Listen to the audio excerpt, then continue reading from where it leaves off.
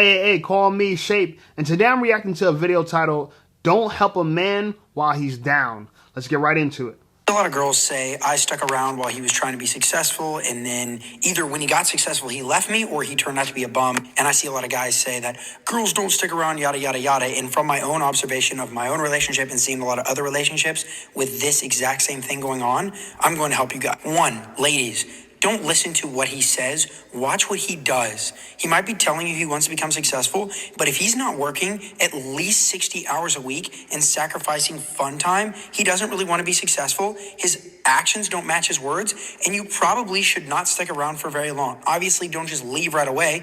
Let him know, and if he's still not willing to put the work in, probably time for you to exit. Gentlemen, your lady, you don't even have to be rich. She just wants to see you working towards something. And I see a lot of you guys, basically all of you guys, talk about how you want to be successful and you work 10 hours.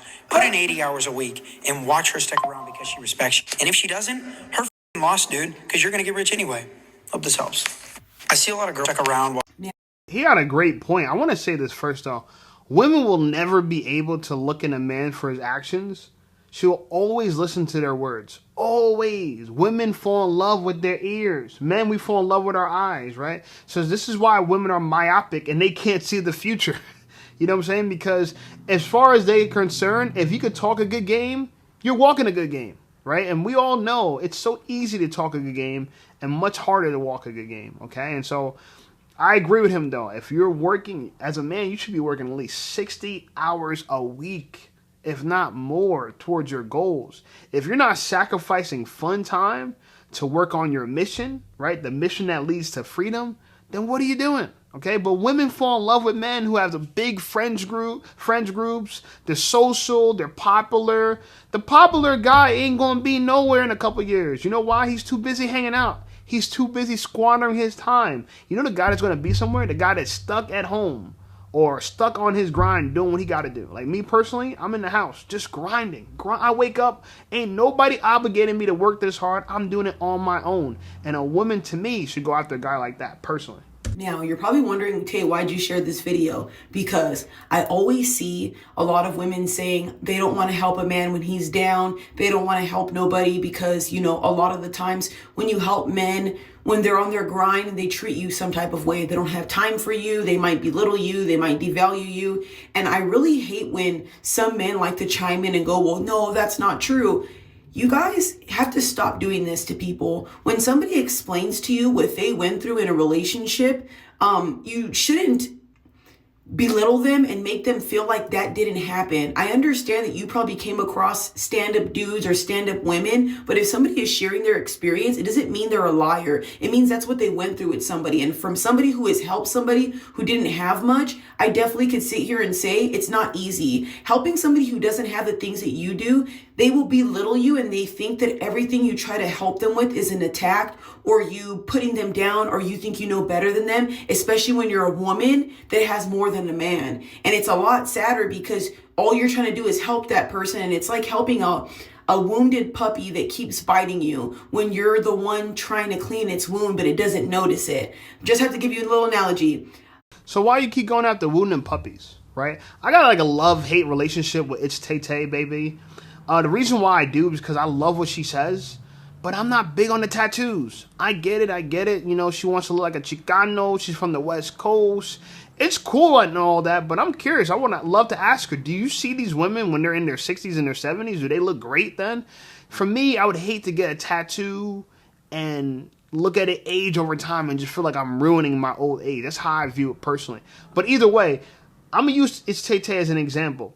I would date a girl like It's Tay Tay over a girl I'm more attracted to for the fact that It's Tay Tay, baby, you know, she's cooperative, she's understanding, she's caring. She's actually just going through a breakup herself, from what I've heard. I see her videos online, and supposedly she broke up with a guy who, by the way, you know, It's Tay Tay, baby has like, what, 500,000 subscribers on just YouTube by itself. Maybe, I don't know, 200,000 followers on Instagram. I don't know. I have no idea. I don't follow her on Instagram. But she was dating a dude way below her, right? The dude lived at home with his mom. He didn't even have a car, okay? And he broke up with her, okay? And so for me, I mean, that's impressive that she could date a guy, right, that's not on her level. So she's not hypergamous, right? She's hypogamous, right? She dates below. And, but, you know, ultimately, I would say a lot of women that are doing well off, you gotta date below, right? You gotta date under, because the guys that you want, there's too much competition for them. And women like It's Tay Tay Baby, they probably need a lot of attention, so they'll go for the guy that could give them a lot of attention. Okay, the guys that grinding like me, I can't give you a lot of attention, baby. I can't. You know what I'm saying? I'm a good man, but I believe in quality time, not quantity. Okay, as a man, our time is limited. We got our purpose to live. So as a woman, if you got to choose a man better, don't look at him like, oh, he don't got enough time for me. He ain't a good man. And this is exactly why you guys date bums. Because bums have all the time in the world to text you, chase after you, pursue you. A man that's grinding, he don't got the time to do that. One of my friends texted me, called me earlier this morning. I would love to get to him, but I'm working. I can't get to him. So I'll have to hit him up later. And this is just how it goes. And for women, you guys got to get in line. We got a whole bunch of people trying to get in contact with us.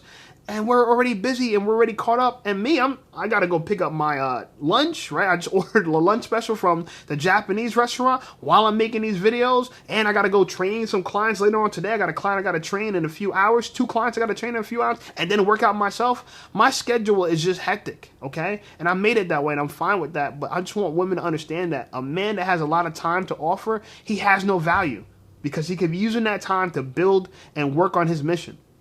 I don't think that every single man is out to get you. I don't think that every single man is malicious. I don't think that every man hates you. I do believe that there's men out here who do want to build with you, just like there's women that want to build with you. But I'm going to be very honest with you. Ladies, I think that we need to take our time to reevaluate the guys that we talk to and the guys that we date. Because if you're with a man who has irritability, anger issues, treats you like crap, argues with you, I don't think that that's a person you want to build with. I think you should look for better qualities, even if he doesn't have a lot of things. So him being nice, him willing to work with you, him willing to take some of your advice in consideration. Me personally, y'all, I see nothing wrong with a woman dating a guy who has nothing. I've seen a guy have nothing and then turn around, flip it, and make more than the woman and help her because she held it down. Then I've seen both the couples have nothing together and then come up together. Then I've seen the man be more wealthy than the woman. Whatever works for y'all, I don't give a damn. But my biggest thing is act as though you guys want to help each other. Remember, you guys are a team. So whatever you guys are doing in the whole end goal, just make sure you guys have each other's backs.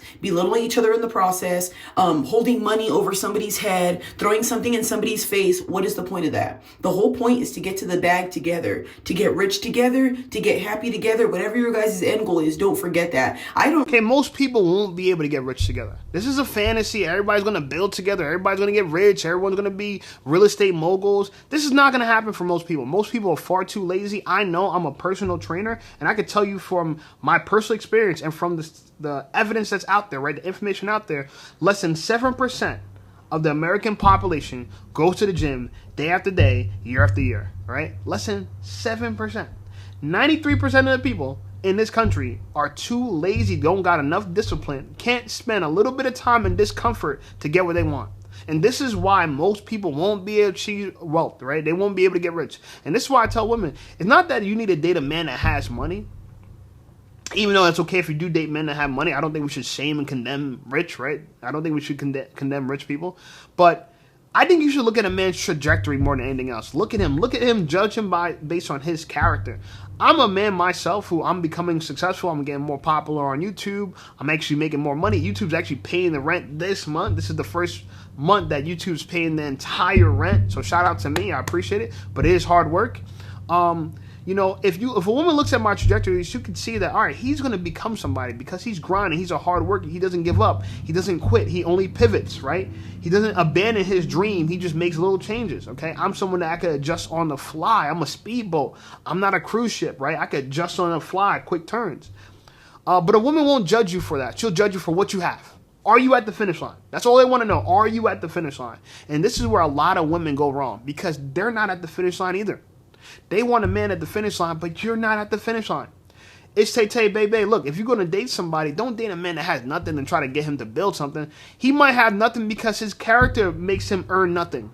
If you could be, there's 2 people that have nothing. A man that his character ain't worth a damn, or a man who's working on something, he's just not there yet.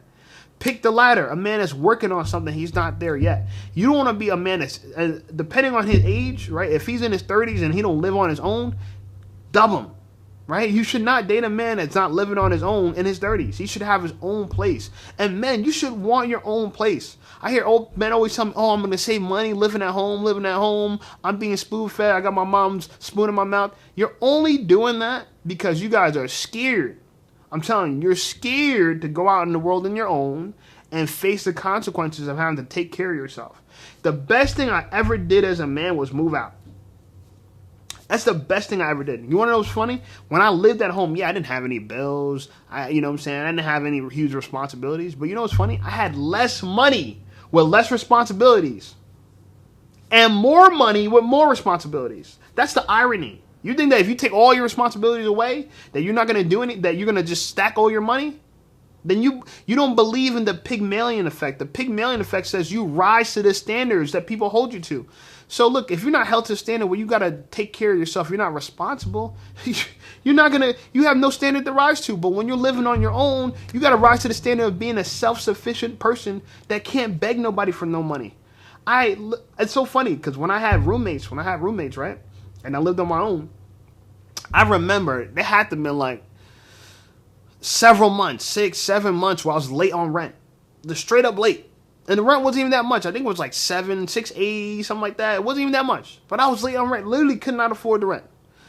I kid you not, when I moved out of that roommate situation, I hated it, by the way. But I needed that experience to kind of learn from it. But when I moved out of that situation and moved into this exact apartment that I'm in right now, this studio apartment, I went from always late on rent or late on rent a good amount of times to never being late on rent. And I was living with roommates for a year and a half, 18 months. I've been living on my own after that roommate situation for 3+ years. I was never late on rent one time. Never late on rent one time. And I never will be because I'm held to a higher standard. Everything's on me. If something doesn't happen, something doesn't work, it's on me. There's no daddy, there's no mommy, there's nobody to turn to.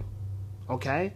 And so I believe that, if you want to become a quality man, you need to hold yourself to a high standard. I hold myself to the standard that I want to be a millionaire before I have children. I done said it to Kevin Samuels. Kevin Samuels done hung up the phone on me when I told him that. Shout out to him. Rest in peace. I would love to find that clip because I was talking to him on his live show. He's like, why don't you have any children? I'm like, because I want to wait till I'm a millionaire. He hung up. And I get it because most men won't become millionaires. And that's what I'm trying to say. But you could judge a man by his character to determine if he'll be a millionaire or not. You could do that. Women are not good at this, but as a man, I could tell if a man has a character, the wherewithal, the due diligence to become a successful man. Okay? And so you could just choose better, not just dating a man that's at the finish line, but dating a man that you know is going to make it to the finish line. This ain't much, y'all. I just really like this video because, like I said, a lot of women always ask me, Tay, when should I not put time into a guy? When should I walk away? And exactly what he said. If you're talking to a guy and he's talking about, I want to be a billionaire, but he never works. He never starts his whatever business he's doing, photography business, whatever he's doing, gym stuff, video, stuff like that, gamer. If he's not even making 6 videos a day or at least 6 videos a week, you got to pay attention to the guy that has the hustle and drive because, look, there's men out here who have so much to give and so much to offer. All they need is the tools to get there. There's people out here with a plan. They just don't got the money. So imagine if you're the woman who might have a little moolah, he might have the plan, and this man just helped you got rich. And you guys got rich together. I'm telling you, you guys will have your favorite YouTube couples that you will love. And you don't even realize that half the time those women were there holding it down with that man all the way until they became YouTube famous. So like I said, I'm not saying this journey is for everybody. I believe that no matter what you do in life, you can make it work with whatever partner. But again, it's better with 2 people who are on this together, not against each other. And if you have one partner who's bitter, evil, malicious, takes everything as an attack, can't handle criticism, you're going to have a long and hard relationship. So in all reality, just make sure the person that you're with is going to help you get to the top. I agree with that. I agree with that. Oh, Jesus Christ. This is jumping all over the place. Let's go back to It's Tay Tay. Okay, good. Thank you.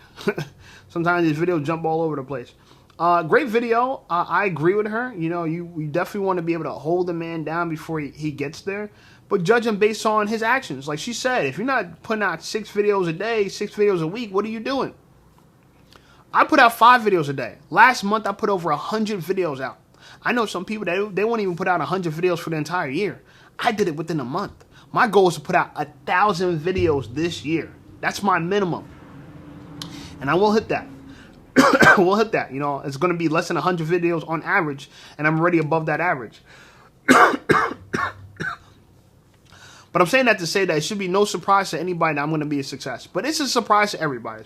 Success is a strange thing, man. When you do become successful, people, you know, instead of just saying, oh, I believed in you, I'm happy for you, they're going to resent you. I'm experiencing it now. As I get successful, I'm so shocked at the amount of people that are resenting me. They don't want to have nothing to do with me. And I did nothing to them other than succeed. I did nothing to them other than succeed.